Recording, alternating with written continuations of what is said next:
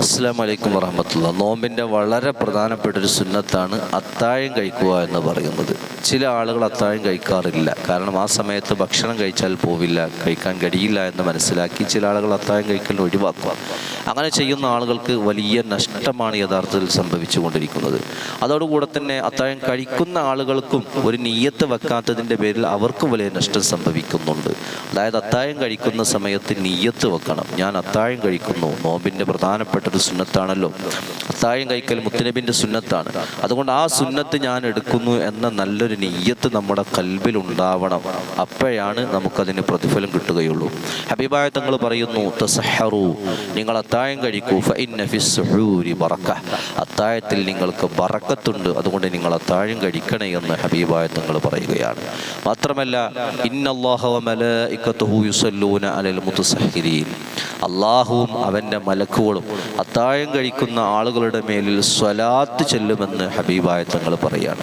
അള്ളാഹുവിൻ്റെ ഹബീബിൻ്റെ മേലിൽ അള്ളാഹുവും അവൻ്റെ മലക്കുകളും സ്വലാത്ത് ചെല്ലുന്നുണ്ട് എന്ന് പറഞ്ഞ് നമുക്കറിയാം അല്ലേ? അതേസമയത്ത് നോക്കി നിങ്ങളതുപോലെ അത്താഴം കഴിക്കുന്ന ആളുകളുടെ മേൽ അള്ളാഹുവും അവൻ്റെ മലക്കുകളും സ്വലാത്ത് ചെല്ലുമെന്ന് ഹബീബായ തങ്ങൾ പറയാണ്. എന്ന് പറഞ്ഞാൽ അള്ളാഹുവിൻ്റെ മലക്കുകൾ ആ മനുഷ്യന് വേണ്ടിയിട്ട് ദുആ ചെയ്യുമെന്നാണ്. ആർക്ക് വേണ്ടി? അത്താഴം കഴിക്കാൻ എഴുന്നേൽക്കുന്ന ആ മനുഷ്യൻ, അത്താഴം കഴിക്കുന്ന ആ വ്യക്തിക്ക് വേണ്ടി അവൻ്റെ ദോഷങ്ങൾ പുറത്തു കൊടുക്കണേ. യദ്ഊന വയത്ലുബൂന മിനല്ലാഹിൽ മഗ്ഫിറ, ആ മനുഷ്യന് വേണ്ടിയിട്ട് ദുആ ചെയ്യുന്നു, അവൻ്റെ പാപങ്ങൾ പുറത്തു കൊടുക്കണേ എന്ന് മലക്കുകൾ പറയുന്നു.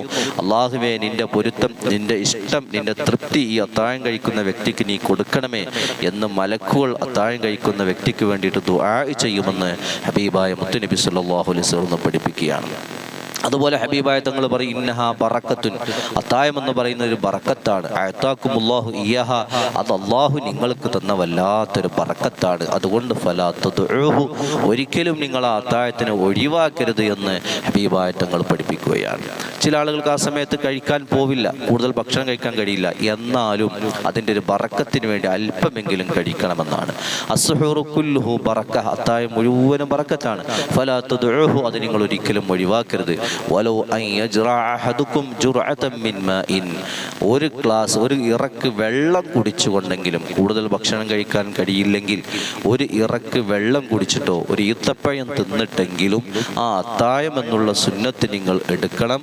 അത് നിങ്ങൾ ഒരിക്കലും ഒഴിവാക്കരുത് എന്ന് ഹബീബായ മുത്തുനബി സല്ലല്ലാഹു അലൈഹി വസല്ലം അവിടുന്ന് പഠിപ്പിച്ചിട്ടുണ്ടെങ്കിൽ മുഅ്മിനീങ്ങളെ അതൊരിക്കലും നമ്മൾ ഒഴിവാക്കരുത്.